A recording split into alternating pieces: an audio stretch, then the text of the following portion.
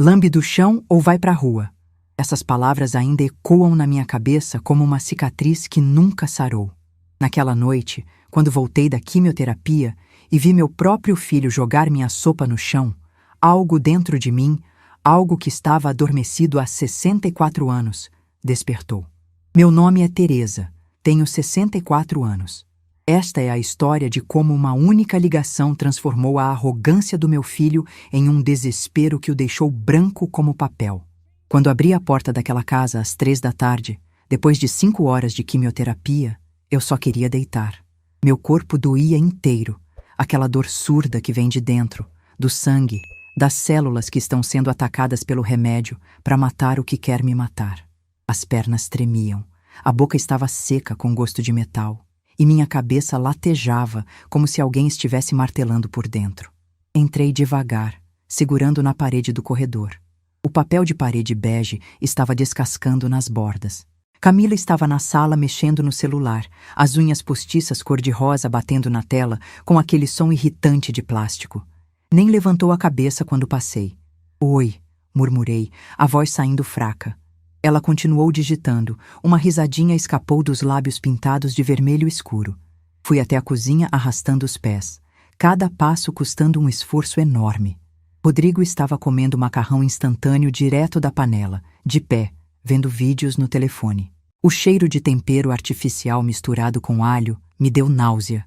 Segurei firme no balcão de mármore frio. "Filho, você pode me servir um pouco de sopa? Não estou conseguindo ficar muito tempo em pé." Minha voz saiu num fio.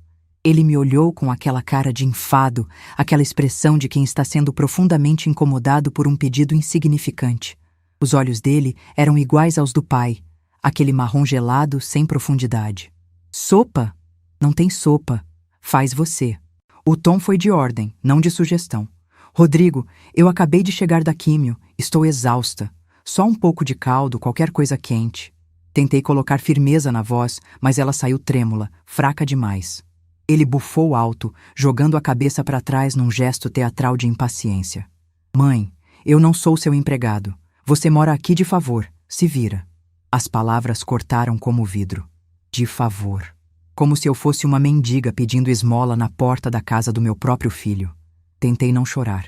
Engolia seco aquele nó que estava crescendo na garganta, apertando, sufocando. Abri a geladeira com as mãos tremendo. A luz branca me cegou por um segundo. Tinha um resto de canja que eu mesma tinha feito 2 dias atrás, num pote de plástico transparente. Tirei, abri, coloquei no micro-ondas. O barulho mecânico do prato girando parecia amplificado no silêncio hostil daquela cozinha. Rodrigo continuou ali, de pé, mastigando ruidosamente, me observando com aquele desdém nos olhos. Quando o micro-ondas apitou, tirei a tigela branca de porcelana do armário.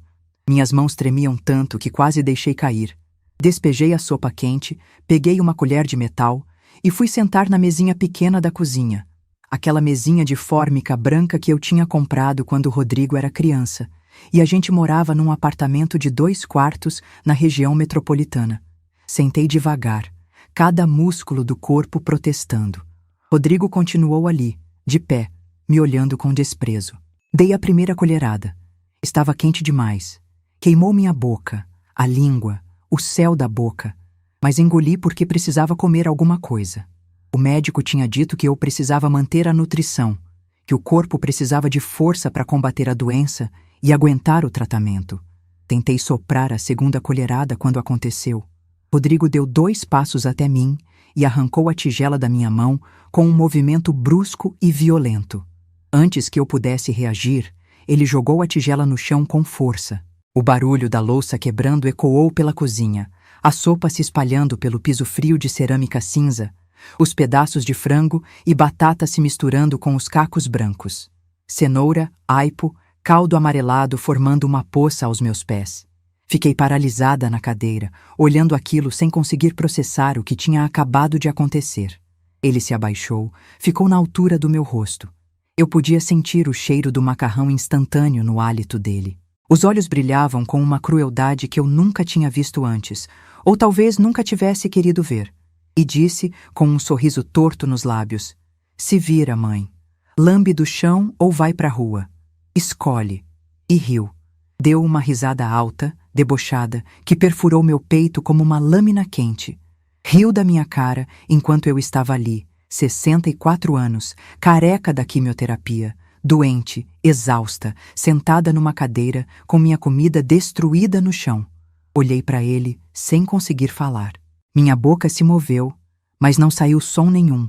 Camila apareceu na porta da cozinha, atraída pelo barulho. Eu olhei para ela, buscando nos olhos dela alguma reação, algum choque, alguma defesa, algum sinal de humanidade. Mas ela só cruzou os braços sobre o peito, aquela blusa de tricô bege apertada demais, e disse com a maior naturalidade do mundo: Rodrigo, não exagera. Ela ainda precisa durar mais uns meses. E deu as costas, voltando para a sala. O som das chinelas dela arrastando no piso foi se afastando. Durar. A palavra ecoou na minha cabeça, como se eu fosse um eletrodoméstico velho esperando para quebrar de vez. Uma geladeira barulhenta que ainda funciona, mas que eles já escolheram o modelo novo para substituir. Um fogão com bocas queimadas que precisa aguentar só mais um pouquinho antes de ir para o lixo. Durar. Ela tinha dito durar. Levantei devagar da cadeira, com as pernas bambas. Fui até a pia, peguei o pano de chão que estava pendurado na torneira. O tecido estava úmido, com cheiro de água sanitária diluída. Me ajoelhei no chão frio. As cerâmicas geladas machucaram meus joelhos magros através da calça de moletom cinza. Comecei a limpar. Peguei cada pedaço de louça quebrada, um por um, tomando cuidado para não cortar os dedos nos cacos afiados. Juntei os pedaços de frango, as rodelas de cenoura cozida, os cubinhos de batata que eu tinha descascado e cortado com tanto cuidado 2 dias atrás. Rodrigo saiu da cozinha assobiando. Uma música pop que tocava no rádio. Assoviando como se não tivesse acabado de jogar a comida da própria mãe doente no chão. Como se fosse a coisa mais normal do mundo. Eu limpei calada, com as lágrimas caindo quentes no chão molhado de sopa, misturadas com o caldo que era para ter sido meu jantar, minha única refeição decente do dia. O pano ficou encharcado de líquido amarelado. Torci ele na pia, voltei, limpei de novo. As lágrimas não paravam. Desciam pelo meu rosto sem controle, pingavam no piso, se misturavam com a sopa, com a humilhação, com a dor que não era só do corpo, mas da alma. Eu tinha criado aquele homem. Tinha segurado ele no colo quando nasceu. 7 quilos e 200 gramas. Tinha amamentado nas madrugadas geladas de julho, tinha trocado fraldas, tinha dado banho, tinha feito papinha batendo no liquidificador velho, tinha ficado acordada nas noites de febre, tinha levado no médico, tinha pago escola particular porque queria que ele tivesse oportunidades que eu não tive. Tinha trabalhado 30 anos na Receita Federal. 30 anos acordando às 6 da manhã, pegando 2 ônibus até o centro de Curitiba, enfrentando fila, pressão, meta, chefe grosseiro, contribuinte nervoso. 30 anos autuando, fiscalizando, batendo aquelas teclas do computador até os dedos doerem. E para quê? Para ele ter tênis de marca, para ele fazer curso de inglês, para ele entrar na faculdade particular de administração que custava R$ 1.400 por mês. Para ele ter carro quando fez 18 anos, um Palio vermelho usado que eu dei de entrada com o 13º. Quando terminei de limpar, joguei os cacos no lixo. O pano de chão ficou manchado de amarelo, de gordura de frango, de vergonha. Torci ele uma última vez e deixei na pia. Fui pro quarto. Passei pela sala. Rodrigo e Camila estavam no sofá assistindo televisão, uma série americana com risadas gravadas. Nenhum dos dois olhou para mim. Entrei no quarto pequeno que eles tinham cedido para mim, com aquela cama de solteiro que rangia, o guarda-roupa de compensado branco descascando nas quinas, a janela que dava para o muro do vizinho. Tranquei a porta, sentei na cama. O colchão afundou fazendo aquele barulho de molas velhas, e algo dentro de mim quebrou, mas não da forma que eles esperavam. Não quebrou para me destruir, quebrou para me libertar. Foi como se um vidro que eu tinha segurado inteiro por anos e anos, com medo de deixar cair, finalmente tivesse escorregado das minhas mãos. E quando estilhaçou no chão, em vez de me cortar, me libertou. Eu tinha passado a vida inteira segurando esse vidro, segurando a ilusão de que família era sagrada, de que sangue era mais forte que tudo, de que mãe perdoa sempre, aceita sempre, aguenta sempre. Mas naquele momento, sentada naquela cama dura, com o gosto de metal na boca, com a humilhação ainda fresca na alma, eu entendi.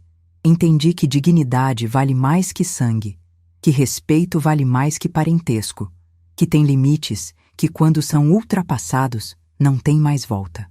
Olhei para o teto rachado, para as manchas de umidade nos cantos e tomei uma decisão.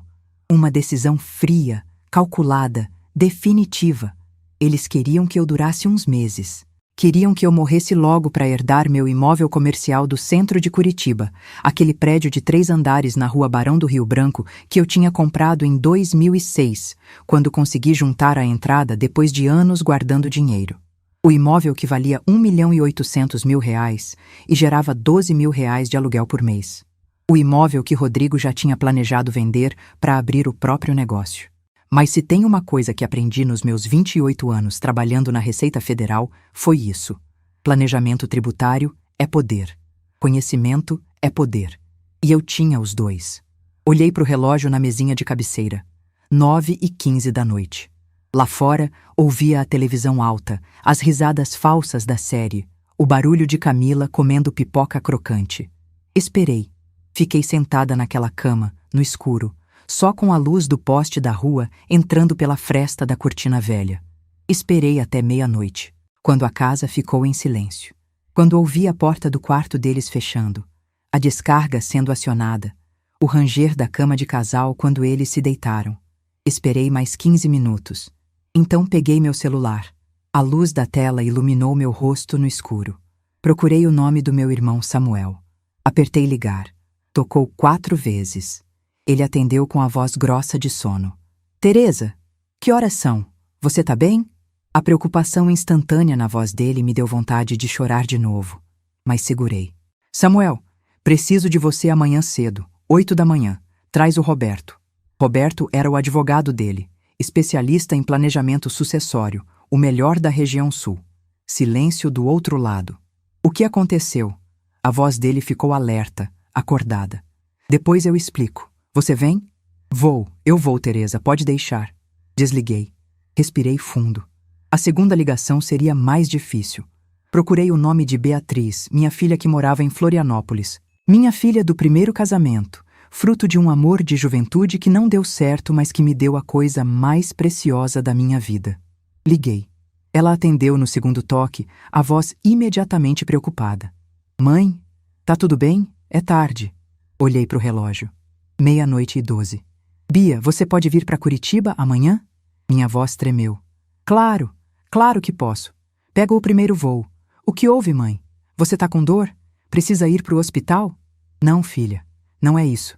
Seu irmão mostrou quem ele realmente é. Silêncio pesado. Depois a voz dela, carregada de uma tristeza antiga. Mãe, eu avisei. Eu disse para você não ir morar com ele. Eu implorei. Era verdade.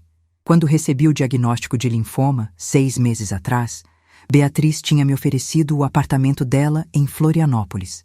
Tinha dito que tirava licença do escritório de advocacia onde trabalhava para me acompanhar no tratamento. Mas Rodrigo tinha insistido tanto. Tinha dito que era obrigação dele como filho homem cuidar da mãe. Tinha chorado no telefone dizendo que se sentia culpado de morar tão longe, que queria compensar os anos de ausência. E eu, idiota, tinha acreditado. Eu sei, filha. Eu sei. Você tinha razão. O que ele fez, mãe? A voz dela ficou dura. Amanhã eu conto. Vem cedo. Preciso de você. Eu vou.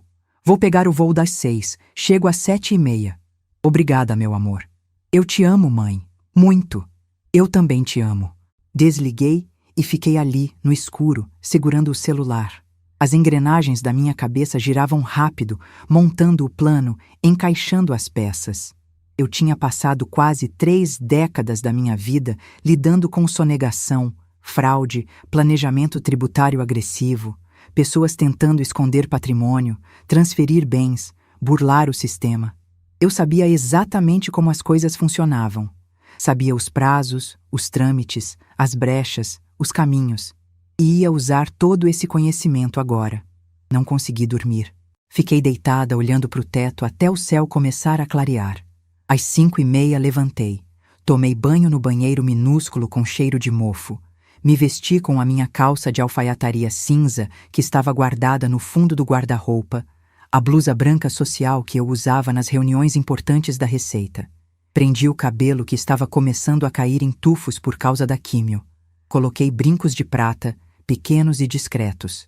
Passei um pouco de batom cor de rosa claro. Olhei para mim mesma no espelho rachado do banheiro. Estava magra demais, as bochechas fundas, olheiras profundas, a pele amarelada. Mas havia determinação nos meus olhos, uma frieza que eu não via há muito tempo.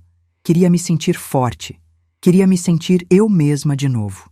Queria me sentir a Teresa que entrava na Receita Federal com a cabeça erguida. A Teresa que encarava contribuinte nervoso sem pestanejar. A Teresa que tinha construído um patrimônio do zero com o suor do próprio rosto. Desci para a cozinha às 7h40. Rodrigo estava tomando café, torrada com manteiga, lendo notícias no celular. Camila estava passando hidratante nas mãos, aquele creme caro com cheiro enjoativo de lavanda francesa. Nenhum dos dois me cumprimentou. Nenhum dos dois perguntou se eu tinha dormido bem, se estava com dor, se precisava de alguma coisa. Sentei na pontinha da cadeira, peguei uma xícara limpa do escorredor e me servi de café. O líquido estava frio e amargo. Às 7h58, pela janela da cozinha, vi o carro preto do Samuel estacionando na frente da casa. Às 8h em ponto, a campainha tocou. O som ecoou pela casa silenciosa. Rodrigo franziu a testa, olhando para a porta com irritação. Quem é essa hora? Levantei da cadeira, senti as pernas bambas, mas me segurei. Visita para mim. Fui até a porta e abri. Samuel entrou com Roberto, o advogado, um homem de 50 e poucos anos, com terno cinza impecável e pasta de couro marrom debaixo do braço. Logo atrás deles, Beatriz. Minha filha tinha voado de madrugada de Florianópolis para Curitiba.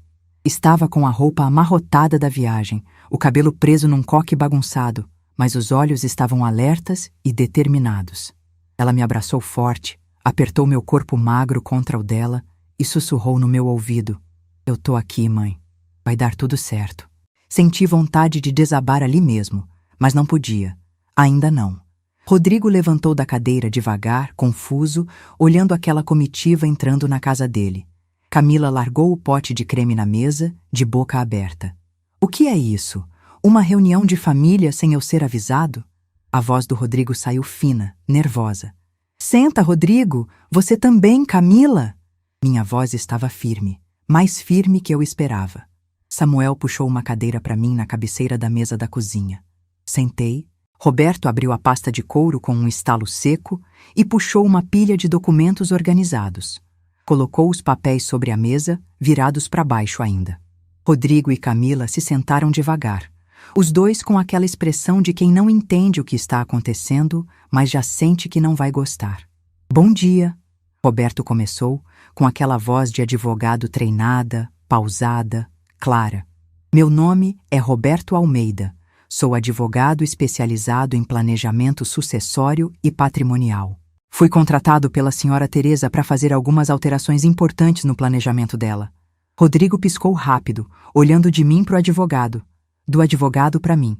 "Alterações? Que alterações? Do que você está falando?" Roberto ignorou a pergunta e continuou metodicamente. "Senhor Rodrigo, a senhora Teresa possui um imóvel comercial localizado na rua Barão do Rio Branco, número 423, centro de Curitiba, correto?" Confirmei com um aceno de cabeça. "Esse imóvel, adquirido em 2006 por R$ 450 mil, hoje avaliado em R$ 1.800.000, segundo a perícia que fizemos na semana passada, estava registrado em nome exclusivo da senhora Teresa, com usufruto vitalício e cláusula de transferência automática para os herdeiros legais após o falecimento. Correto?" Estava. Minha voz cortou o ar. Rodrigo ficou pálido. A cor literalmente sumiu do rosto dele, deixando a pele acinzentada. "Antes de eu contar o que aconteceu naquela noite e nos dias seguintes, preciso te perguntar uma coisa. Se fosse você no meu lugar, ajoelhada naquele chão frio, limpando a sopa que seu próprio filho jogou na sua cara, o que você faria? Perdoaria? Fingiria que nada aconteceu? Ou tomaria uma atitude radical?" Deixe a sua opinião nos comentários. Agora vou contar o que eu fiz. Como assim estava? Rodrigo levantou da cadeira de um pulo, a madeira rangendo alto. As mãos dele se agarraram na beirada da mesa com tanta força que os nós dos dedos ficaram brancos. Roberto virou o documento principal, o papel timbrado do cartório com o selo azul e dourado, no canto superior direito. A senhora Teresa realizou ontem à noite, via sistema de cartório digital, escritura pública de doação em vida desse imóvel. A doação foi feita de forma irrevogável e irretratável. O imóvel agora pertence integralmente à senhora Beatriz Helena Santos, filha da doadora, sem cláusulas de reversão, sem reserva de usufruto, transferência total e definitiva. O registro já foi protocolado no cartório de registro de imóveis da primeira circunscrição, às 23h42 de ontem. O silêncio que caiu na cozinha foi de outro mundo. Era um silêncio denso, pesado, opressor, como se alguém tivesse sugado todo o oxigênio do ar. Dava para ouvir o zumbido da geladeira velha no canto, o tic-tac do relógio de parede com números romanos, o barulho de um carro passando lá fora na rua. Rodrigo agarrou a mesa com as duas mãos, tremendo. Isso é mentira. Isso não pode ser verdade. Não pode. A voz dele saiu estrangulada. É verdade.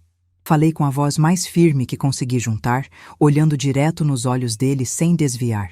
Ontem à noite, depois que você jogou minha comida no chão, mandou eu lamber do piso, riu da minha cara enquanto eu estava ajoelhada, limpando a sopa derramada, eu tomei uma decisão.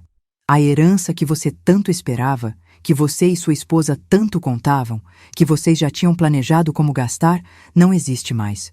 Dei tudo para sua irmã, até o último tijolo.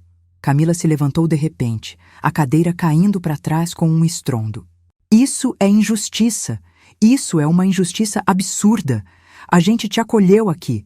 A gente te deu casa, comida, te abrigou. A voz dela subiu 3 oitavas, chegando num tom histérico. O rosto estava vermelho, as veias do pescoço saltadas. Acolheu? Minha voz também subiu, saindo das profundezas de um lugar que eu nem sabia que existia dentro de mim. Vocês me humilharam, me trataram como um fardo inútil, me jogaram migalhas, esperaram eu morrer para ficar com o que é meu. Ontem sua nora disse, e olhei direto para Camila, que eu precisava durar mais uns meses, durar. Como se eu fosse um objeto velho que ainda pode render alguma serventia antes de quebrar de vez e ir para o ferro velho. Olhei de volta para o meu filho, e aquela calma gélida que tinha tomado conta de mim na noite anterior voltou. Você quebrou a tigela de sopa na minha frente, Rodrigo. Literalmente arrancou da minha mão e jogou no chão. Mandou eu lamber do piso. Você riu de mim. Riu da sua mãe. Da mulher que ficou grávida de você aos 29 anos, que foi abandonada pelo seu pai quando você tinha 2 anos, que te criou sozinha, que trabalhou 30 anos na Receita Federal para te dar escola particular, inglês, computação, faculdade, que pagou a entrada do seu carro, que deu 20 mil reais para você e a Camila reformarem essa casa, e ontem você me jogou no chão igual lixo. Rodrigo começou a tremer da cabeça aos pés. As mãos dele se soltaram da mesa e foram para o rosto, cobrindo os olhos. Mãe, eu não quis dizer aquilo. Não quis dizer daquele jeito. Foi um momento de estresse, de cansaço. Eu estava nervoso com o trabalho. Estresse? Beatriz se levantou da cadeira onde estava sentada calada até então, a voz dela cortante como navalha. Você tem a coragem, a audácia, a cara de pau de chamar aquilo de estresse? Ela tá fazendo quimioterapia, Rodrigo. Nossa mãe tá lutando para sobreviver. Tá com câncer. Tá passando por um tratamento agressivo que destrói o corpo dela de dentro para fora. E você joga a comida dela no chão como se ela fosse um cachorro? Ela caminhou até ficar cara a cara com Camila. E você? Que tipo de ser humano você é? Que tipo de pessoa fala que alguém com câncer precisa durar uns meses? Durar para quê, Camila? Para vocês herdarem? Para vocês pegarem o imóvel dela e venderem para abrir o quê? A concessionária que vocês já escolheram? O ponto comercial que vocês já foram ver? Camila ficou vermelha, depois branca, depois vermelha de novo. Não foi isso que eu quis dizer, Beatriz. Você está distorcendo tudo, tirando as coisas do contexto.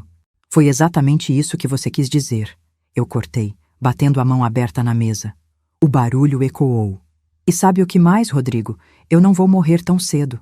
Conversei ontem à tarde com o Dr. Maurício Lopes, meu oncologista. Ele me mostrou os últimos exames. O linfoma está respondendo bem à quimioterapia. As células cancerígenas reduziram 40% desde o início do tratamento. Ele me deu 80% de chance de cura completa se eu continuar o protocolo. 80%, Rodrigo. Eu vou sobreviver. Vou viver muito ainda. E você vai ter que acordar todo dia pelo resto da vida sabendo que perdeu R$ 1.800.000 porque não conseguiu tratar sua mãe doente com um mínimo de respeito humano. Roberto continuou, implacável, virando mais páginas. Além da doação do imóvel, a senhora Teresa também fez as seguintes alterações. Primeiro, retirou o Sr. Rodrigo como beneficiário da aposentadoria dela. Caso ela faleça, o valor residual será direcionado exclusivamente para a senhora Beatriz. Segundo, alterou o testamento que tinha sido feito em 2019. O testamento anterior dividia os bens meio a meio entre os 2 filhos. O novo testamento, registrado ontem às 22 horas, deixa a totalidade do patrimônio restante para Beatriz. Terceiro, a senhora Teresa vai sair desta residência hoje mesmo, dentro de aproximadamente... Ele olhou para o relógio de pulso dourado. 2 horas. O irmão dela, Sr. Samuel Santos, cedeu o apartamento de hóspedes no condomínio Jardim das Acácias, onde reside. E quarto, a filha Beatriz solicitou licença não remunerada de 6 meses do escritório Andrade e Associados, onde trabalha como advogada tributarista para acompanhar integralmente o tratamento da mãe. Olhei para o Rodrigo com uma frieza que eu não sabia que era capaz de sentir. Você não vai herdar nada, filho. Nem o imóvel comercial que vale R$ 1.800.000. Nem a renda mensal de R$ 12.000 que ele gera. Nem um centavo da minha aposentadoria de R$ 8.300. Nem as economias que tenho na poupança. Nem os títulos de capitalização. Nem o carro que ainda está no meu nome. Nada. Tudo vai para Beatriz. Tudo. E quando eu morrer, daqui a muitos e muitos anos, se Deus quiser, vai continuar sendo exclusivamente dela. Você me tratou como lixo. Agora vai ficar sem nada. Rodrigo se jogou no chão de joelhos. Literalmente caiu de joelhos no piso frio da cozinha, as mãos juntas como em oração, e começou a chorar. Um choro alto, desesperado, com soluços. Mãe, me perdoa. Por favor, me perdoa. Eu estava errado. Eu sei que estava errado. Eu vou mudar, eu juro. Eu juro por Deus que vou mudar. A gente vai tratar você direito. Vou cuidar de você. Vou fazer tudo certinho. Por favor, não faz isso. Jura? Levantei da cadeira, as pernas firmes agora, a força voltando para o corpo. Você jurou no dia do seu casamento, na frente de 150 convidados, que ia me honrar e cuidar de mim sempre. Jurou quando eu paguei a entrada de R$ 25.000 do seu carro em 2021. Jurou quando eu dei R$ 35.000 para vocês reformarem a cozinha e o banheiro dessa casa no ano passado. Jurou quando você tinha 15 anos e aprontou na escola e eu não contei para o seu pai para ele não te bater. Suas juras não valem absolutamente nada, Rodrigo. São palavras vazias que você usa para conseguir o que quer. Camila tentou me segurar pelo braço, os dedos frios com as unhas postiças tocando minha pele. Dona Teresa, a gente pode conversar com calma. Podemos sentar, tomar um café, resolver isso como adultos civilizados. Foi um mal-entendido terrível. Afastei a mão dela com um tapa seco que ecoou pela cozinha. Não me toca. Nunca mais encosta a mão em mim. Você perdeu esse direito ontem quando ficou na porta da cozinha vendo meu filho me humilhar e não fez nada. Quando disse que eu precisava durar mais uns meses como se fosse gado de corte esperando o abate. Samuel pegou a mala que eu tinha arrumado durante a madrugada enquanto eles dormiam. Uma mala simples de tecido preto com rodinhas, contendo minhas roupas, meus documentos, meus remédios, as poucas coisas que importavam. Beatriz segurou minha mão direita com firmeza, entrelaçando os dedos dela nos meus. Samuel segurou a esquerda, e nós três caminhamos em direção à porta da frente. Roberto guardou os documentos na pasta, fechou com os clipes de metal e nos seguiu. Ouvi Rodrigo gritando meu nome atrás de mim. Mãe! Mãe, Por favor, não faz isso. Eu sou seu filho. Você não pode me abandonar. A voz dele estava histérica, quebrada. Ouvi o som dele se levantando do chão, correndo atrás de nós. Ouvi Camila chorando também agora, um choro falso e teatral.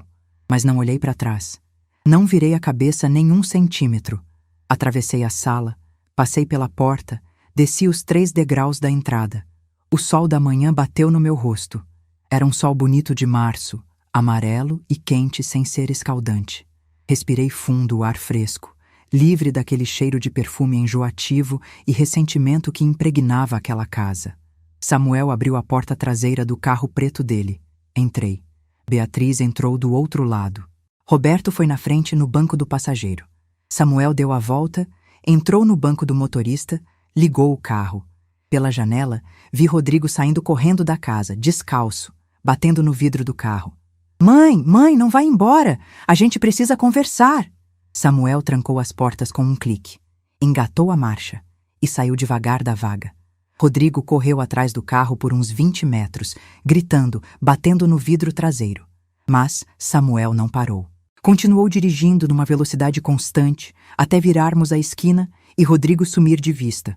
Só então eu respirei. Uma respiração profunda, completa, que encheu meus pulmões doentes de ar limpo. Beatriz apertou minha mão. Acabou, mãe, acabou. E eu desabei. Chorei como não chorava há anos. Chorei pela humilhação de ontem. Chorei pelos 6 meses morando naquela casa, sendo tratada como um peso. Chorei pelo filho que eu criei e que se transformou num estranho cruel. Chorei pelo dinheiro que dei, pelo amor que dei, pelos anos que dei. Chorei até não ter mais lágrimas. Nos dias seguintes, fui reconstruindo minha vida tijolo por tijolo. O apartamento de hóspedes que Samuel me cedeu era pequeno, mas aconchegante.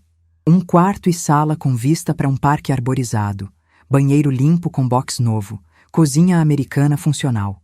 Beatriz dormia no sofá-cama da sala, insistindo que ficava bem, que era temporário, que o importante era estarmos juntas. A primeira coisa que fizemos foi ir ao Hospital Nossa Senhora das Graças e mudar todos os meus documentos de contato. Retirei Rodrigo como contato de emergência.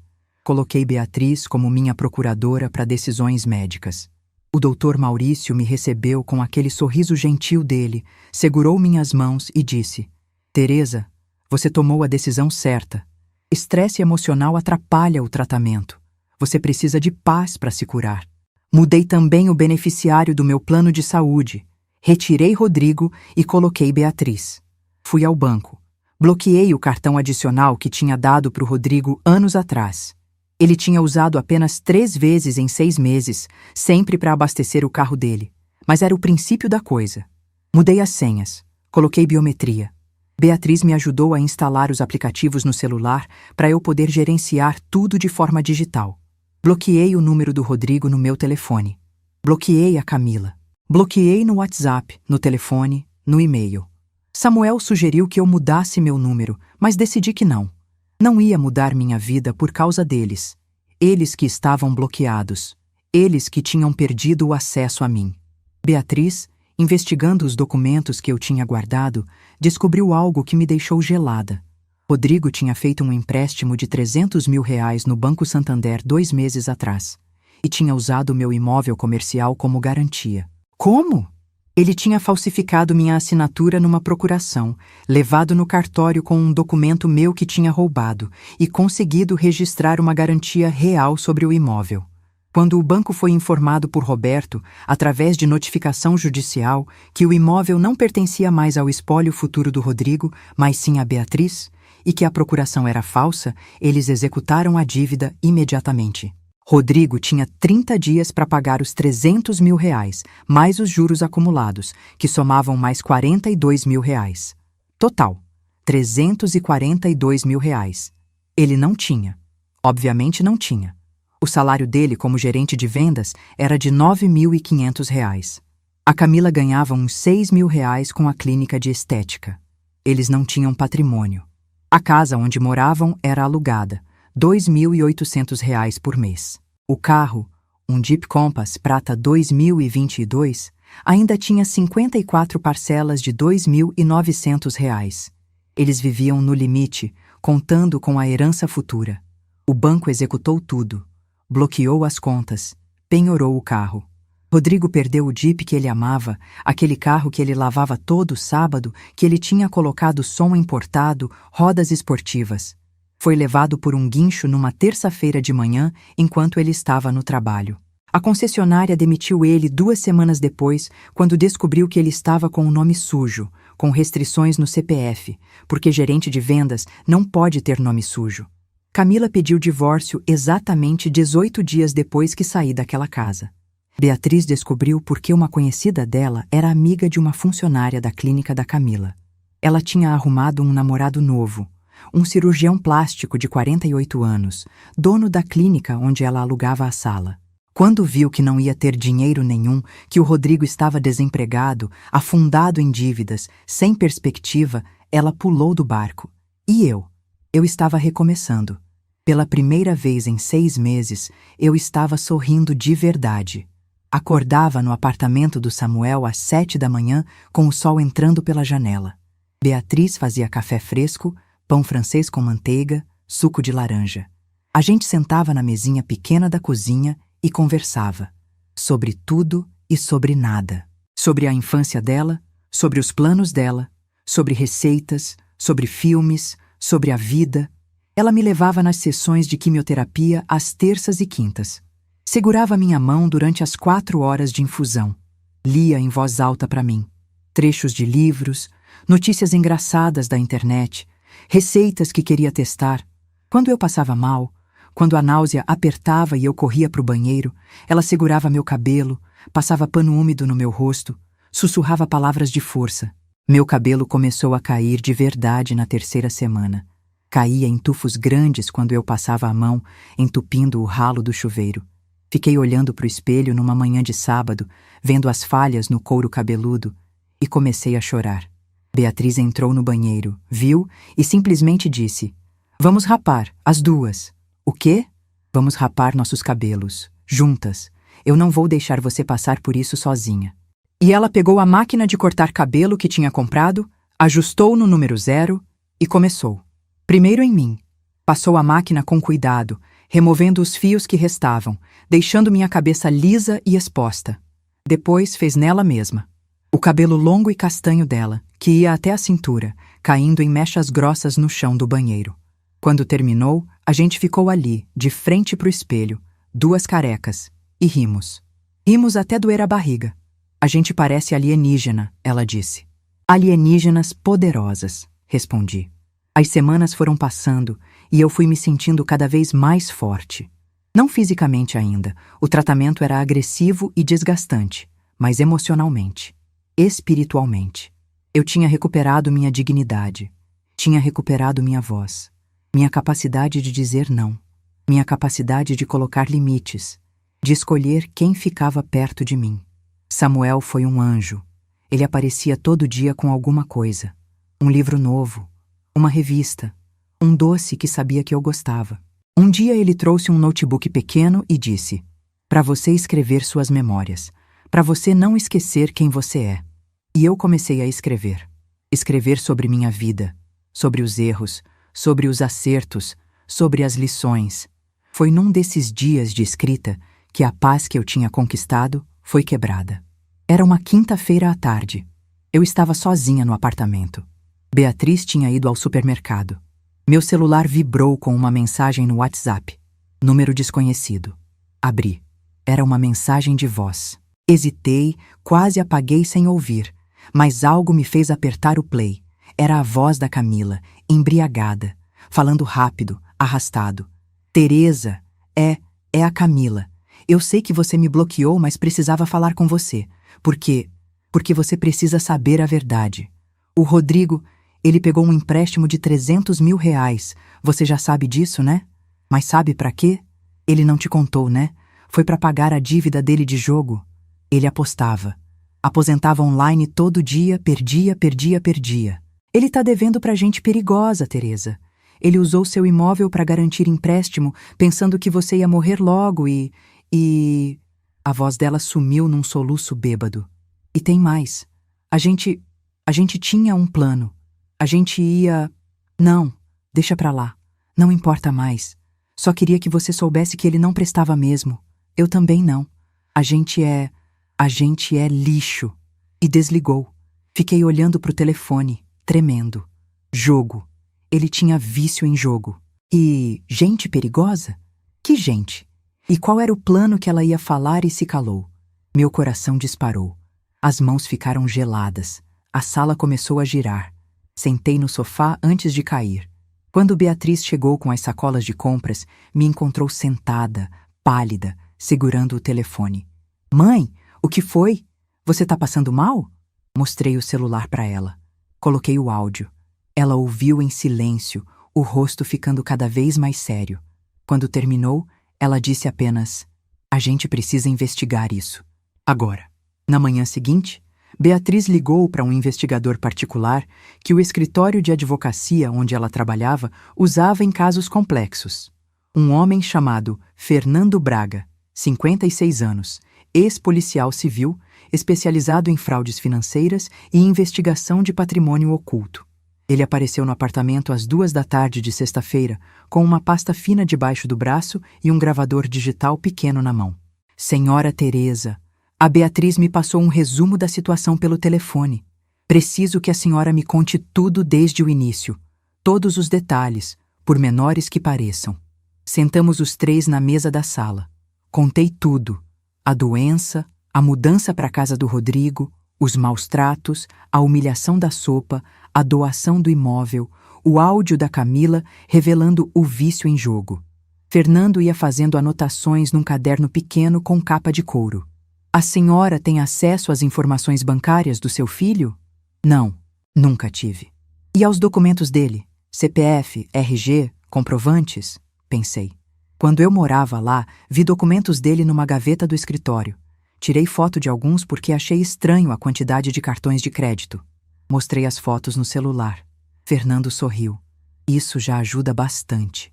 Ele explicou que ia precisar de 3 a 5 dias para levantar o histórico financeiro do Rodrigo, cruzar informações de crédito, consultar processos judiciais, verificar ligações com agências de aposta, casas de jogo online. Vou descobrir cada centavo que ele movimentou nos últimos 2 anos, senhora Teresa. Pode deixar comigo. Enquanto Fernando investigava, a vida continuou. Terça-feira foi dia de quimioterapia de novo. O protocolo era agressivo. 8 ciclos de 3 semanas cada. Eu estava no 5º ciclo. Faltavam 3. O Dr. Maurício pediu novos exames de imagem. Tomografia, ressonância. Os resultados saíram numa quinta-feira. Ele me chamou no consultório dele, coisa que não era normal. Meu coração gelou. Beatriz segurou minha mão com força na sala de espera. Entramos juntas. Dr. Maurício estava sorrindo. Teresa, senta aqui. Tenho uma notícia excelente. Sentei na beirada da cadeira, tensa. O tumor reduziu 70%. 70%. Está respondendo muito acima do esperado. Se continuar assim, no final do protocolo você vai estar em remissão completa. As chances de cura agora são de 92%. Desabei em lágrimas ali mesmo. Beatriz me abraçou forte. Você vai ficar boa, mãe. Você vai ficar boa. No domingo, 5 dias depois de contratar o Fernando, ele ligou. Senhora Teresa, terminei o levantamento. Posso ir aí amanhã de manhã? Pode. 9 horas. Na segunda-feira, ele apareceu com uma pasta grossa. Não era mais aquela pasta fina. Era um calhamaço. Sentamos na mesa. Ele abriu e começou a despejar bombas. Rodrigo Silva Santos possui atualmente 17 cartões de crédito de diferentes instituições. A dívida total somada é de R$487 mil. Ele está cadastrado em 6 plataformas diferentes de apostas esportivas online. Nos últimos 18 meses, ele depositou um total de R$643 mil nessas plataformas. Sacou apenas R$192 mil. Perda líquida, R$451 mil. Fiquei sem ar. R$643 mil. De onde ele tirou esse dinheiro todo? Essa é a parte interessante. Parte veio do empréstimo de 300 mil que vocês já sabem, usando o imóvel da senhora como garantia fraudulenta. Outra parte veio de empréstimos consignados. Ele pediu demissão de 2 empregos anteriores só para sacar o FGTS. Total sacado, R$ 89 mil. E tem mais. Fernando virou uma página. Há 7 meses, ele abriu uma empresa, uma LTDA em nome dele e da Camila. Chama-se RC Veículos Importados LTDA. Nunca funcionou de fato, mas através dessa empresa, ele conseguiu aprovar um empréstimo empresarial de R$ 220 mil na Caixa Econômica Federal. Usou como garantia um contrato falso de fornecimento de veículos que nunca existiu. Isso é crime, Beatriz disse, a voz trêmula. Isso é estelionato qualificado. Fernando concordou. Sim, e tem mais uma coisa que vocês precisam saber. Delicada. Ele puxou um envelope pardo. Rodrigo possui um processo criminal em andamento. Estelionato simples. Ele vendeu um carro na concessionária onde trabalhava, embolsou o dinheiro do sinal que o cliente deu, R$ 28 mil, e nunca repassou para a empresa. O cliente abriu o boletim de ocorrência. O processo está correndo na 2ª Vara Criminal de Curitiba. Ele pode pegar de 1 a 5 anos. Segurei na mesa para não cair da cadeira. Meu filho é um criminoso. Fernando baixou os olhos. Sinto muito, senhora Teresa, mas a senhora pediu a verdade. E a Camila? Beatriz perguntou. Ela está envolvida? A Camila é sócia na empresa fantasma, então sim, tecnicamente ela também cometeu fraude. Mas não achei envolvimento direto dela nas apostas ou no caso do carro. Ela parece ser mais oportunista, aproveitadora. Respirei fundo. Fernando, continua. O que mais você descobriu? Ele hesitou. Tem uma coisa muito estranha. Rodrigo fez 2 cotações de seguro de vida em nome da senhora. Uma em novembro do ano passado, outra em janeiro deste ano. Ambas com cobertura de morte natural no valor de R$ 1 milhão. Ele chegou a pagar a primeira parcela de uma delas, mas o pagamento foi recusado porque a senhora não assinou os documentos médicos necessários. O silêncio que caiu foi sepulcral. Beatriz ficou branca. Ele tentou fazer seguro de vida na mãe dele sem ela saber? Tentou. E tem mais. Achei conversas num fórum de apostadores online. O nickname dele é Rod Storm. Nessas conversas, de 3 meses atrás, ele fala sobre resolver o problema em breve e receber uma grana grande de herança. Tem prints aqui. Ele mostrou as capturas de tela.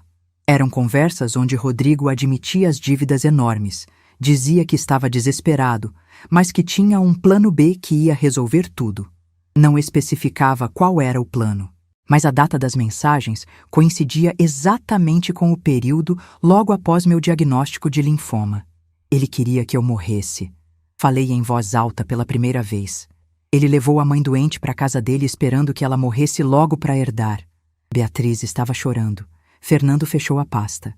Não tenho provas concretas disso, senhora Teresa, mas todos os indícios apontam para essa conclusão. Sinto muito.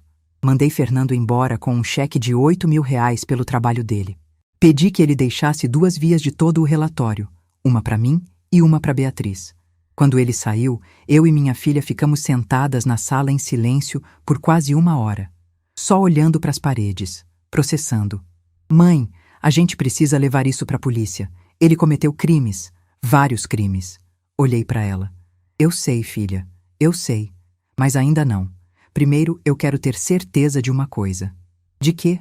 Daquele plano que a Camila começou a falar e se calou no áudio. Preciso saber o que eles planejavam fazer. Nos dias seguintes, montei minha própria pequena investigação. Liguei para Dona Marta, a vizinha da casa onde Rodrigo morava. Uma senhora de 72 anos que eu tinha conhecido nos meses que morei lá, que gostava de mim, que sempre me cumprimentava com carinho. Marquei um café com ela numa padaria perto do bairro. Sentamos numa mesinha no canto. Dona Marta, preciso te fazer umas perguntas sobre o período que morei lá. A senhora lembra de algo estranho? Pessoas diferentes visitando a casa? Conversas que ouviu? Ela pensou, mexendo o café com a colherinha.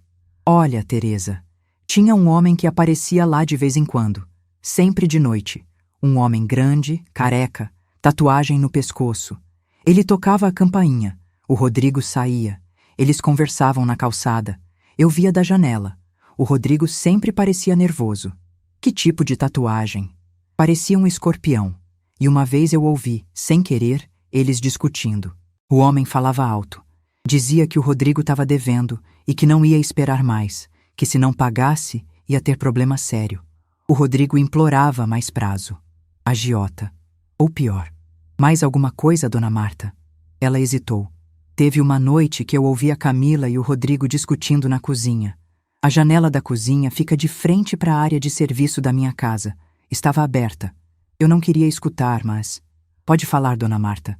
Por favor. A Camila falava que você estava demorando demais para morrer.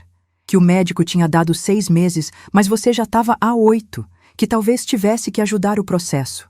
O Rodrigo disse para ela ficar quieta, que não podia falar essas coisas. Mas ela insistiu. Disse que conhecia um jeito, que uma amiga dela, que era enfermeira, podia conseguir alguma coisa. Não ouvi direito o quê. Meu sangue gelou. Quando foi isso, dona Marta? Faz umas 6 semanas. Foi numa terça à noite. 6 semanas atrás, eu ainda morava lá. 2 semanas antes da cena da sopa. Eles estavam planejando me matar, literalmente. Dona Marta, muito obrigada. A senhora me ajudou muito, mas preciso que não comente isso com ninguém ainda, tá bem? Ela segurou minha mão. Teresa, eu sempre soube que aquele menino não prestava. Que bom que você saiu de lá. Voltei pro apartamento com as mãos tremendo. Contei tudo para Beatriz. Ela quis chamar a polícia imediatamente. Não, ainda não. Não temos prova concreta. É a palavra da dona Marta contra a deles. Precisamos de mais. De que mais, mãe? Eles planejaram matar você. E eu vou provar isso, mas do meu jeito. Passei 2 dias pensando, montando um plano. E então tive uma ideia. Peguei meu celular. Desbloqueei o número do Rodrigo. Escrevi uma mensagem simples. Rodrigo, sou eu. Podemos conversar? Presencialmente. Só nós 2. Eu tenho uma proposta. Enviei. E esperei. A resposta veio em 3 minutos. Mãe? Mãe? É você mesmo? Graças a Deus. Sim, sim, podemos. Onde? Quando? Amanhã às 3 da tarde. Padaria Dom Vicente na Avenida 7 de Setembro. Vem sozinho. Eu vou, mãe. Obrigado por me dar essa chance. Quando mostrei a conversa para Beatriz, ela me olhou como se eu tivesse enlouquecido. Você vai se encontrar com ele? Sozinha? Depois de tudo? Não vou estar sozinha. Você e o Fernando vão estar numa mesa do outro lado da padaria, com um gravador. Eu vou fazer ele confessar.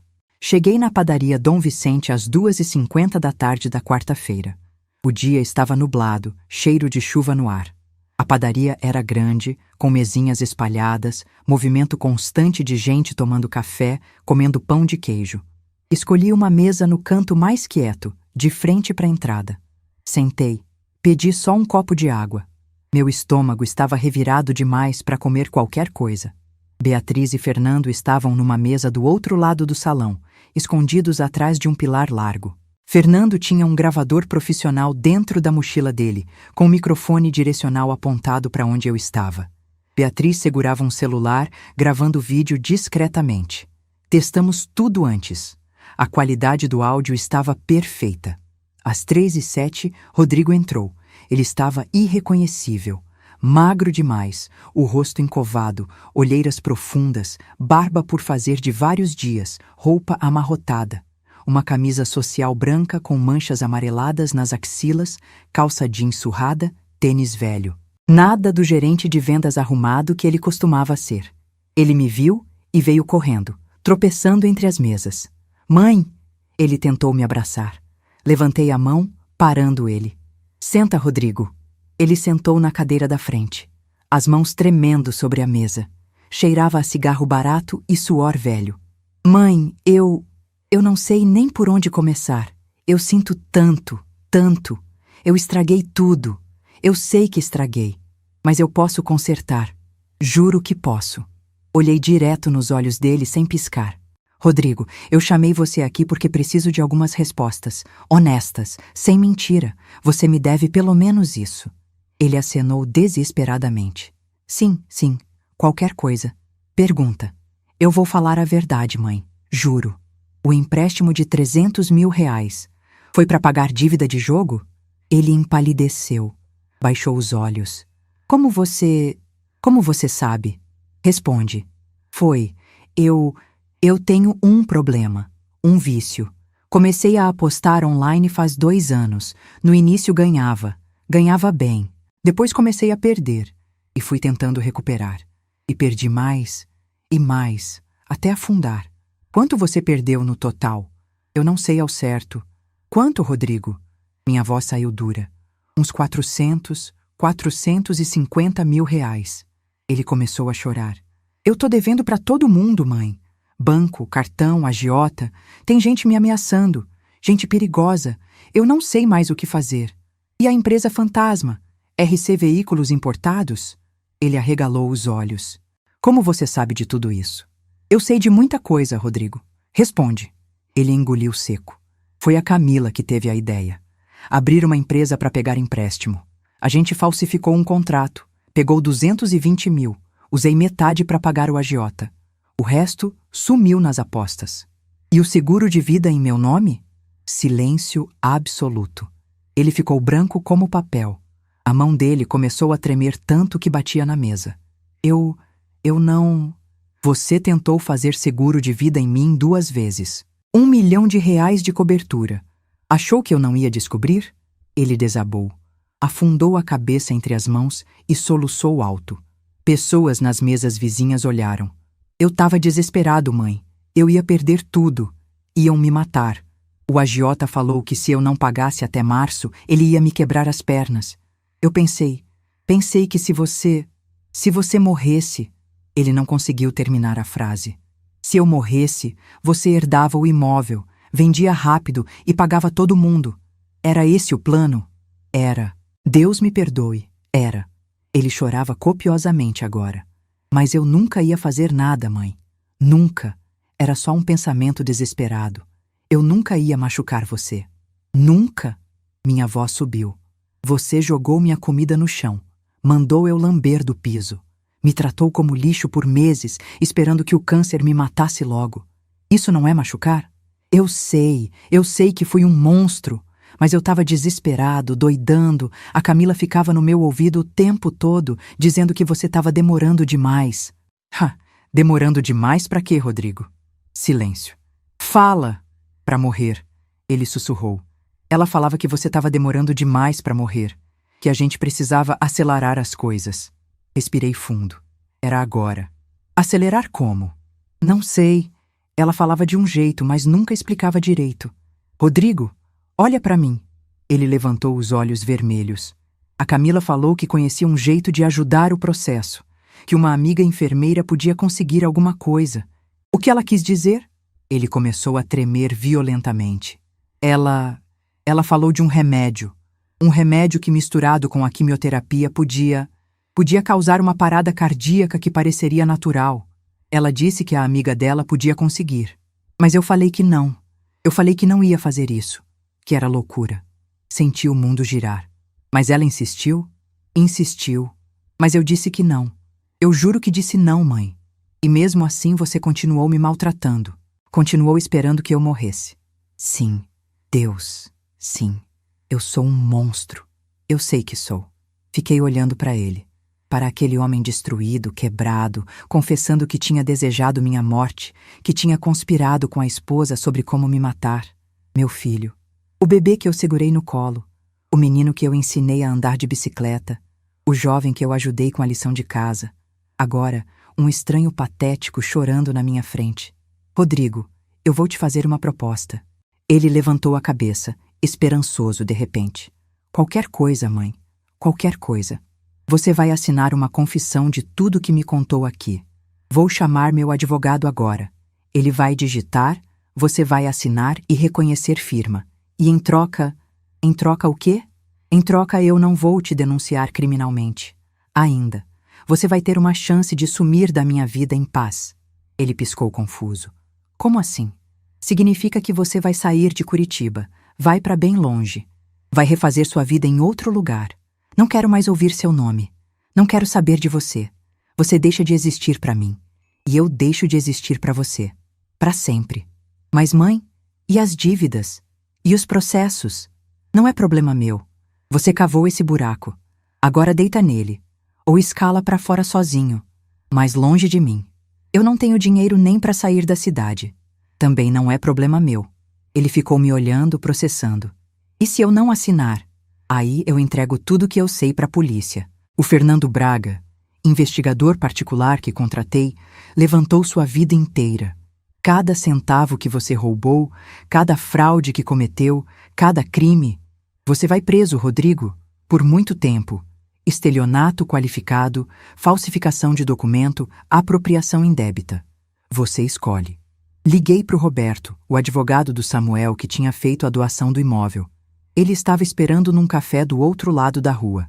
Chegou em 5 minutos com um notebook. Sentou com a gente. Rodrigo ditou tudo. A confissão completa. Os empréstimos fraudulentos, as apostas, o plano de fazer seguro de vida em mim, a conversa com a Camila sobre acelerar o processo, tudo. Roberto digitou no formato de declaração jurídica. Agora assina. Rodrigo pegou a caneta com mão trêmula e assinou no final do documento. Roberto imprimiu numa impressora portátil 3 vias. Vamos ao cartório reconhecer firma. Agora. Fomos os 4. Eu, Rodrigo, Roberto e Beatriz, que tinha se juntado a nós. Fernando ficou na padaria organizando o material gravado. No cartório, Rodrigo reconheceu firma nas 3 vias. Uma ficou comigo, uma com Roberto, uma com Beatriz. Quando saímos de volta para a calçada, olhei para o meu filho pela última vez. Você tem 48 horas para sair de Curitiba. Se eu souber que você ainda está na cidade depois disso, entrego tudo para a polícia. Entendeu? Ele acenou, chorando. Mãe, desculpa por tudo. Eu te amo. Não, você não ama. Você nunca amou. Só amava meu dinheiro. Agora vai. Sai daqui. Não quero mais ver sua cara. Virei as costas e fui embora. Beatriz segurou meu braço, me amparando. Não olhei para trás. Nem uma vez. 2 dias depois, a dona Marta me ligou. Teresa, o Rodrigo saiu.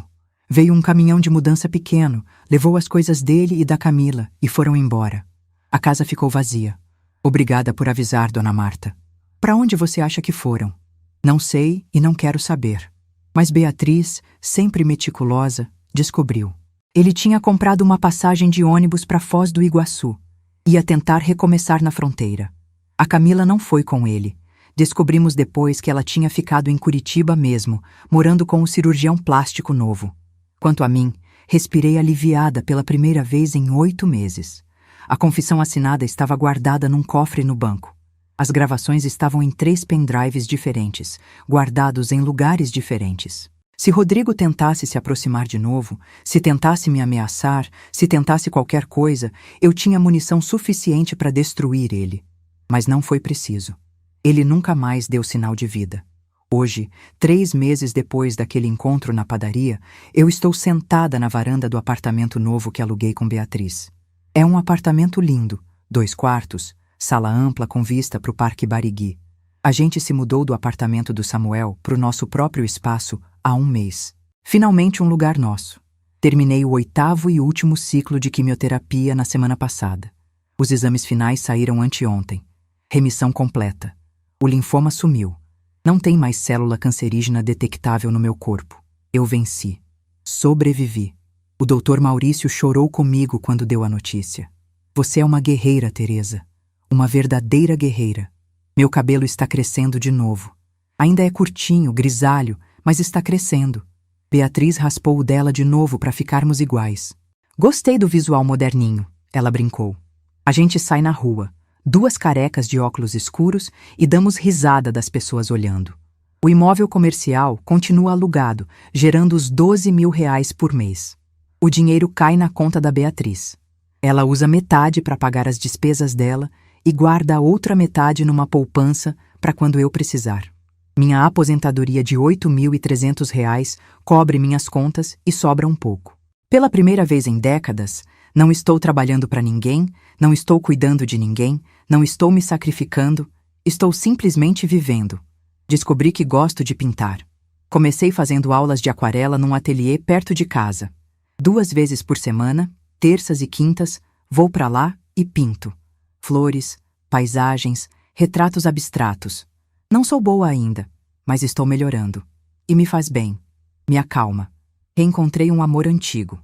Ele se chama Paulo, tem 68 anos, é viúvo, engenheiro aposentado. A gente namorou quando eu tinha 22 anos, antes de conhecer o pai do Rodrigo. A vida nos separou. Ele casou, teve filhos, enviuvou há 3 anos. Me encontrou por acaso num café do Batel. Reconheceu minha voz. Tereza Maria. A gente conversou por 4 horas naquele dia. Trocamos telefone. Começamos a sair. Não é um amor desesperado de juventude. É um amor maduro, tranquilo, companheiro. A gente vai no cinema, janta junto, passeia no parque. Ele conheceu a Beatriz. Ela adorou. Finalmente alguém que trata você direito, mãe. Ele sabe de toda a minha história. Ouviu tudo com paciência, sem julgar, e disse apenas: você tomou a decisão certa. Dignidade não se negocia. Quanto ao Rodrigo, soube dele uma única vez depois que foi embora. Ele arrumou um emprego numa loja de eletrônicos em Foz. Ganha salário mínimo, mora num quartinho alugado. As dívidas continuam impagáveis. O processo criminal por estelionato está correndo. Ele provavelmente vai ser condenado eventualmente, mas em liberdade porque é réu primário e o valor é relativamente pequeno. A vida dele virou o inferno que ele criou. E eu não sinto pena. Não sinto remorso. Não sinto culpa. Sinto paz. Uma paz profunda de quem fez o que tinha que ser feito. Eu não criei um monstro. Eu criei um filho e dei todas as oportunidades para ele ser uma pessoa boa. Ele escolheu outro caminho. Ele escolheu a ganância, o vício, a crueldade. E agora colhe as consequências. Tentaram me fazer acreditar que mãe perdoa tudo, que sangue é mais forte que tudo, que família é sagrada. Mas aprendi que tem coisas que não se perdoa. Crueldade premeditada é uma delas. Desejar a morte da própria mãe para herdar é outra. Planejar matar alguém, mesmo que não execute, é imperdoável. Passei 64 anos da minha vida acreditando que meu valor vinha de quanto eu aguentava, de quanto peso eu carregava, de quantas humilhações eu tolerava em nome do amor, da família, da paz. Mas o câncer me ensinou algo. A vida é curta demais para a gente desperdiçar com quem não merece. Quando você está doente de verdade, quando você olha a morte nos olhos, você entende o que importa. E o que importa não é sangue, é respeito, é reciprocidade, é dignidade, é amor de verdade, não esse amor condicional que te usa e descarta. Hoje eu acordo e tomo café com a Beatriz. A gente conversa, ri, planeja o dia. Às vezes o Samuel aparece para almoçar. O Paulo me liga todo dia de manhã só para ouvir minha voz. Vou nas aulas de pintura. Leio, assisto série, caminho no parque, vivo. E viver de verdade, descobri, não é aguentar. É escolher, é colocar limites, é dizer não, é sair quando te desrespeitam. É entender que você vale mais que qualquer patrimônio, qualquer herança, qualquer laço de sangue que te fere ao invés de te curar. Rodrigo queria que eu durasse só mais uns meses. Queria acelerar minha morte. Queria o imóvel, o dinheiro, a herança. Mas eu não morri. Eu vivi. Vivi para ver ele perder tudo. Vivi para me reconstruir. Vivi para descobrir que eu sou muito mais que a mãe dele. Sou Tereza, ex-funcionária pública, sobrevivente de câncer, pintora amadora, namorada do Paulo, mãe da Beatriz, irmã do Samuel. E finalmente, sou livre. Minha lição final para quem está lendo isso, para quem passou por algo parecido ou teme passar: dignidade não tem preço. Família que te maltrata não é família. É só gente que divide DNA com você. Família de verdade é quem fica quando você tá careca, doente, vulnerável. Quem segura sua mão na quimioterapia. Quem raspa o próprio cabelo para você não se sentir sozinha. Quem te oferece casa sem cobrar humilhação em troca. E quando alguém te joga no chão, literal ou figurativamente, você levanta, sacode a poeira e vai embora. Leva tudo que é seu. Seu patrimônio, sua dignidade, seu futuro, e deixa eles com as consequências das escolhas deles. Eu levei 64 anos para aprender isso. Aprendi da pior forma possível. Mas aprendi. E agora ninguém, nunca mais, vai me jogar no chão. Porque eu sei o meu valor. E ele não se mede em reais, em imóveis, em heranças. Se mede em respeito, em paz, em liberdade. E isso ninguém tira de mim. Se você chegou até aqui, deixa seu comentário. Você perdoaria um filho que fez isso? Você teria coragem de cortar laço de sangue quando necessário? Compartilha essa história com quem precisa ouvir que dignidade vale mais que qualquer coisa. E se inscreve no canal para mais histórias de mulheres que se recusaram a ser pisoteadas. A próxima história já está passando na sua tela. Clica e continua com a gente.